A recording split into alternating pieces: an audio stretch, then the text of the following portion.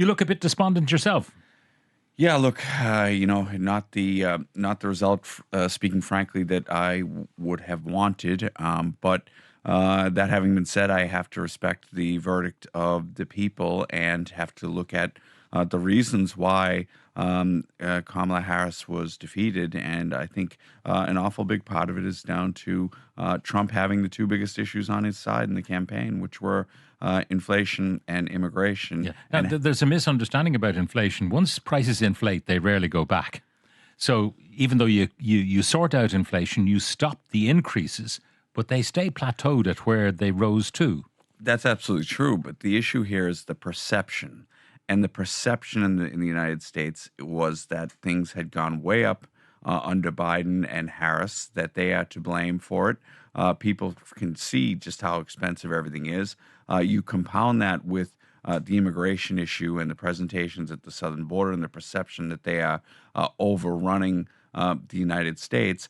You take all that and add to it the fact that Harris didn't come on the scene until very late. That, speaking frankly, she was not the best candidate the Democrats had to offer. And you've been saying that all along. All along, yeah. And now, the problem, you got to point the finger a bit at Joe Biden. He was supposed to be a one-term president, a transitionary figure, but he decided he wanted more. I do. I think Biden owed it to his party. I think he owed it to his country to step aside well before the debate when his decline was manifest. And what I would say is, if he had done so, his historical legacy would be cemented.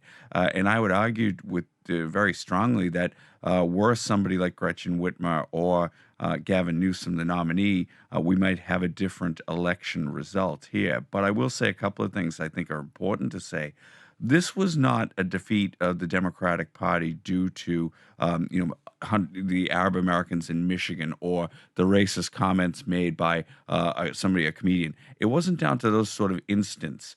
This was, in my view, a wholesale repudiation of this Democratic ticket and indeed, in many ways, of the Democratic Party and where it is right now. And what are the specific aspects of the Democratic Party that people were rejecting? Well, you look at the group that has been trending towards the Republicans. The fastest growing voter group in the United States are Latinos, and they had been trending Republican for some time. But if you look at the exit polling yesterday as to how they voted, it is quite simply extraordinary. I have the numbers here in front of me. Latino men, 53% for Harris, 45% for Trump. Latino women, 59% for Harris, 40% for Trump. Yeah, and this is down to, again, I think the issues I mentioned already are present in that: immigration and inflation. Immigration, albeit ironic, but inflation is there. But there's more to it than that.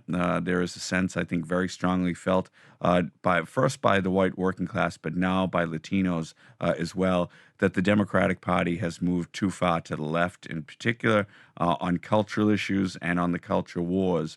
And I think an awful lot of people voted on those things because the Republicans did a good job of painting Kamala Harris as an out-of-touch California ultra-liberal who's totally out of step with middle America.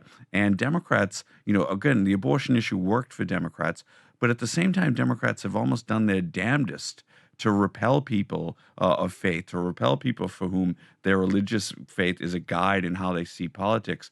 And of course, Democrats are never going to be on the right on cultural issues, but instead, they've made themselves see, you're not welcome here. Are you saying they're too woke? Well, I don't use that word, but I would say too elitist. I would say too guided in their thinking, too guided in their disposition by the demands of donors who live on the coast, for whom cultural issues are a big priority, whereas the priority of the Democratic Party, when it's at its best, is always the concerns of people who work for a living and live paycheck to paycheck. Okay, and here is the rub for the Democrats. But if you look at white men, 24% for Harris. 74% for Trump. White women, 31% for Harris, 69% for Trump. Now, these are based on exit polls. It may not be exact. Black men, 81% for Harris, 16% for Trump. So the great migration of black men to Trump, there is an improvement for Trump there, but it's not a huge migration. Black women, 90% for Harris, 8% for Trump.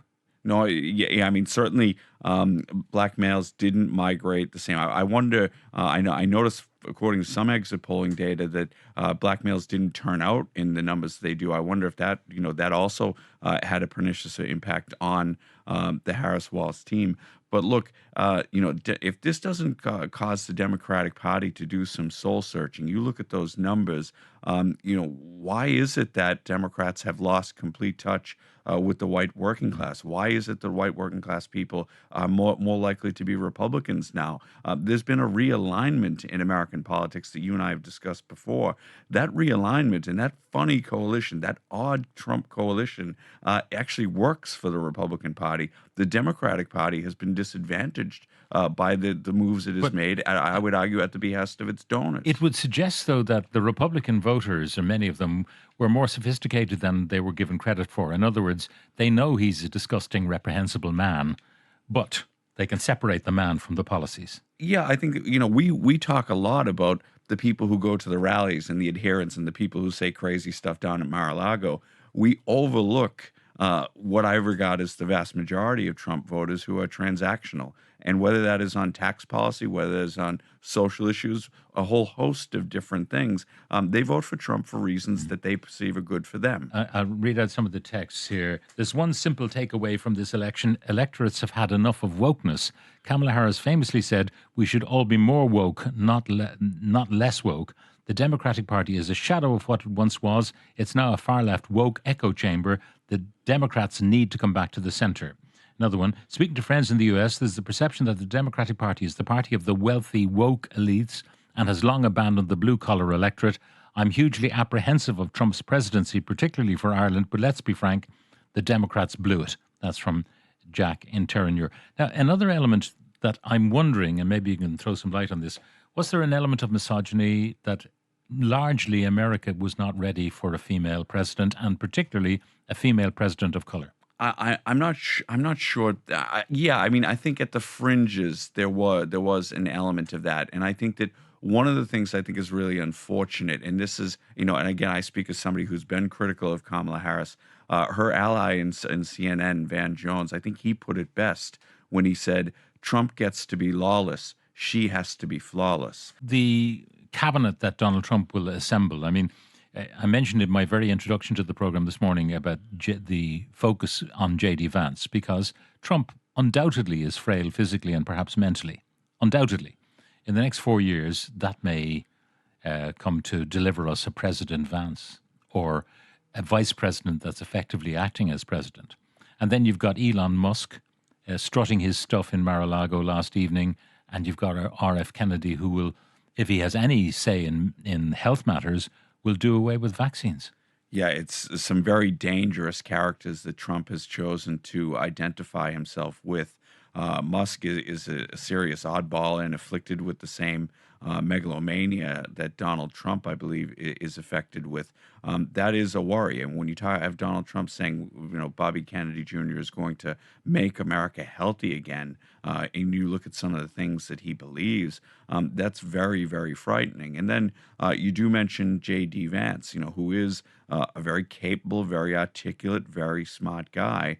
But he certainly believes a lot of hard right things. Or does he? Because he flipped. I mean, he dismissed Trump originally, and then he became his greatest fan. And the question is, was that all about getting close to power? Oh, I think it's about getting close to power, but I do believe that J.D. Vance does believe that stuff. He might have put it to one side, but I do believe in his core he believes that stuff. Donald Trump, in my view, only believes in two things. Number one is himself. Number two, the core animating principle for him has been that the United States gets screwed on the global stage, not just by its enemies, but by its allies. So, look, a Trump presidency poses all sorts of threats of a domestic nature, but also because of that one animating belief about the U.S. vis-a-vis the rest of the world. It's also dangerous for the world. It's dangerous for Europe. It's dangerous for Ireland. Does he not see, the greatest enemy of the United States at the moment and going forward over the next couple of decades is going to be China? And China is not pulling back its international tentacles. In fact, it's making them more strong. No, no. Well, this is what Trump does, and this is Trump's.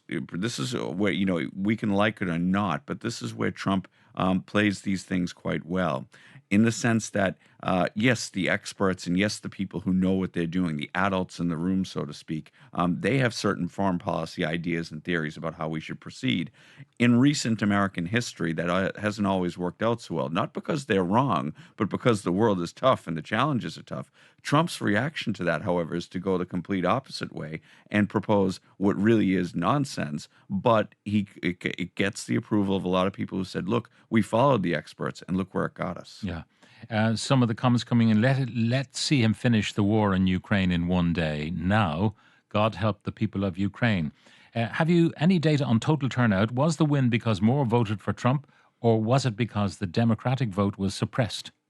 I'd have to look at the numbers and crunch them a little bit better. I don't think that suppression would go as far to account for what is a pretty significant But Trump win. taking maybe the popular vote, which Yes.